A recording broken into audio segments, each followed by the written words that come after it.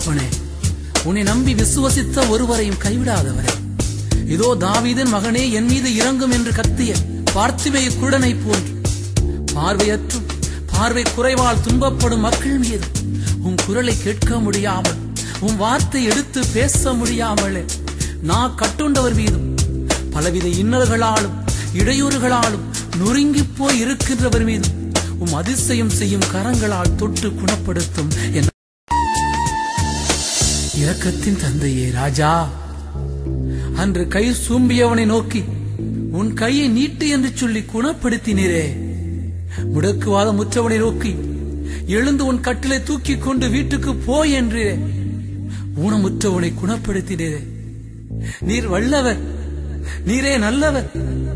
இதோ தளர்ந்த கைகளையும் தள்ளாடும் முழங்கால்களையும் ஊனமுற்றோரையும் உம்முடன் ஒப்புக் கொடுக்கிறேன் ஐயா.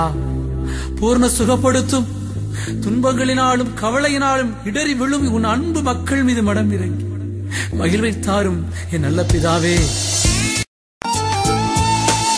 கண்ணீரோடு ஜெபிக்கின்ற அன்பு பிள்ளைகள் மீது மனம் இறங்கும் தகப்பனே, உலக ஆசைகளினாலும் போதை வஸ்துக்களாலும் புது புது நோய்களாலும் துன்பப்படுவோர் மீது, பலவித தீவினையால் பாதிக்கப்பட்டோர் மீது, முறிந்த உறவுகளால் பாதிக்கப்பட்ட பெற்றோர்கள், கணவன் மனைவி பிள்ளைகள் மீதும், எல்லாராலும் கைவிடப்பட்டு அகதியாய் அனாதையாய் வாழ்வோர் மீது, நிம்மதி இழந்து தவிப்போர் மேலும் ஆவியின் வல்லமையாலும் உம் அன்பு மகன் இயேசு கிறிஸ்து வழியாகும் அதிசயங்கள் அற்புதங்கள் வழியாக குணப்படுத்தி ஆசீர்வதியும் என் நேச பிதாவே.